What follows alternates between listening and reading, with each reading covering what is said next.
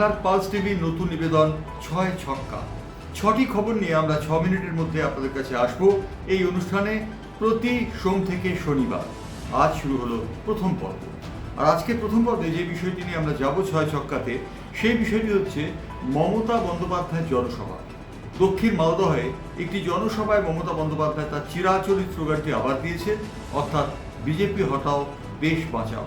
তিনি ঈদ এবং বাসন্তী পুজোর জন্য জনগণকে অভিনন্দন জানিয়েছেন এবং তারপর তিনি বলেছেন, বিজেপিকে একটিও ভোট নয়, তৃণমূলকে আপনাদের ভোট দিতে হবে, কারণ তৃণমূল আপনাদের পাশে থাকবে। এটি ছিল মমতা বন্দ্যোপাধ্যায়ের অঙ্গীকার। দক্ষিণ মালদহের জনসভা থেকে তিনি উপস্থিত সমস্ত অভ্যাগতদের স্বাগত জানান এবং তার স্বভাবসুলভ ভঙ্গিতে তিনি গোটা মঞ্চ প্রদক্ষিণ করে তার বক্তব্য পেশ করেন। আমরা কি চাই? বিজেপি হারুক। আমরা চাই বাংলা থেকে তৃণমূল জিতুক। এখানে কোনো জোট নেই। বিজেপির বিরুদ্ধে একটাই পার্টি, সেটা হচ্ছে তৃণমূল কংগ্রেস। তৃণমূল কংগ্রেস জোড়া ফুলের পার্টি।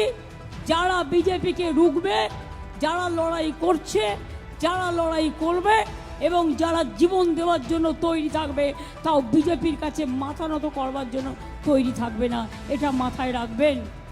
উত্তরবঙ্গের ইটাহারে একটি জনসভায় অভিষেক বন্দ্যোপাধ্যায়, তৃণমূল কংগ্রেসের সেকেন্ড ইন কমান্ড, তিনি আজকে জানিয়েছেন যে তৃণমূল কংগ্রেস সমস্ত মানুষের পাশে থাকার অঙ্গীকার করছে।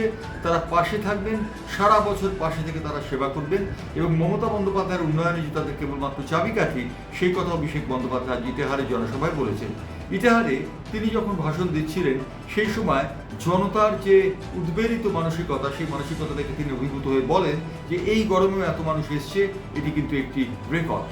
আমি ইটাহারের মানুষের কাছে চিরকৃতজ্ঞ এবং যতদিন বাঁচবো ইটাহার আমার হৃদয়ের মণিকোঠায় থাকবে।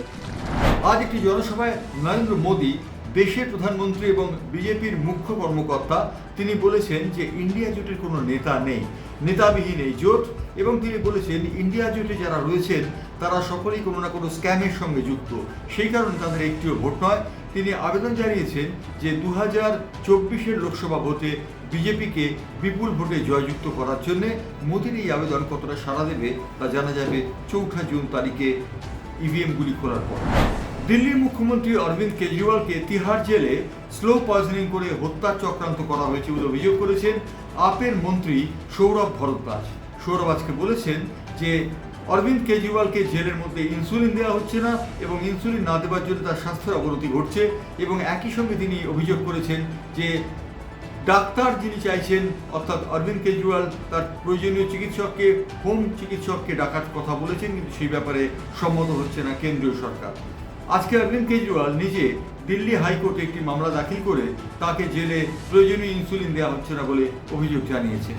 অর্থাৎ সৌরভ ভরদ্বাজের অভিযোগ 2024 লোকসভা নির্বাচনের আগে অরবিন্দ কেজরিওয়ালকে হত্যা চক্রান্ত করেছে কেন্দ্রীয় সরকার।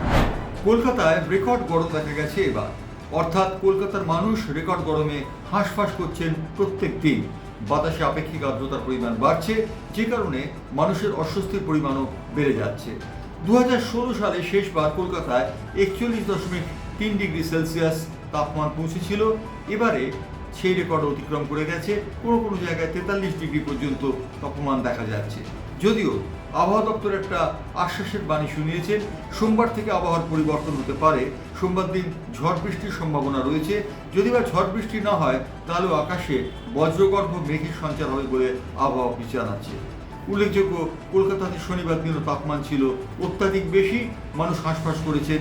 এই অবস্থায় আবহাওয়া দপ্তরের একটি সতর্ক বার্তা হচ্ছে বেলা 11টা থেকে বেলা 4টের মধ্যে ঘরের বাইরে কোনো কাজে না বেরোনোর জন্য। এবং আবহাওয়া দপ্তর এই চেতাবনী দিয়েছেন সমস্ত মানুষের জন্য যারা গরমে কষ্ট পাচ্ছেন। মুম্বাই ইন্ডিয়ান্সের কোচ অর্থাৎ কায়রন পোলার্ড এবং দলের খেলোয়াড় কিম ডেভিকে সাজা দিল বোর্ড। তাদের ম্যাচ ফিজে 20% কাটা যাবে বলে জানিয়েছে ভারতীয় ক্রিকেট কন্ট্রোল বোর্ড। আইপিএলের নিয়ম অনুযায়ী যা নিয়ম ছিল, অর্থাৎ তারা ডাগ আউটে বসে কোনো পরামর্শ দিতে পারবেন না, কিন্তু সেই কাজটি তারা করার জন্যে তারা এই অভিযোগে অভিযুক্ত হয়েছে। কারণ পোলার্ড এবং কিম ডেভি 20% ম্যাচ ফিজ চলে যাচ্ছে, কারণ সূর্যকুমার যাদব যখন আগের ম্যাচে ব্যাটিং করছিলেন এবং একটির পর একটি ছক্কা হাঁকাচ্ছিলেন, সেই সময় কিম ডেভি এবং এই কায়রন পোলার্ড তারা সূর্যকুমার যাদবকে আবেদন জানিয়েছেন সূর্যকুমার যাদব যেন একটি ম্যাচ ডিআরএস অর্থাৎ তারা ডিসিশন রিভিউ সিস্টেমের আওতায় যান, অর্থাৎ সূর্য কুমার যাদব যেন একটি ডিআরএস চান। এই প্রস্তাবটি দেওয়ার ফলে কিম ডেভি এবং কায়রন পোলার্ডকে সতর্ক করে দিয়েছে বোর্ড এবং জানিয়েছে আইপিএল এর নিয়ম অনুযায়ী কোনো অবস্থাতেই ডাগ আউটে বসে কোনো পরামর্শ দেওয়া যায় না, কোনো খেলোয়াড়কে নির্দেশও দেওয়া যায় না। সেই কারণে তাদের জরিমানার কবলে পড়তে হয়েছে।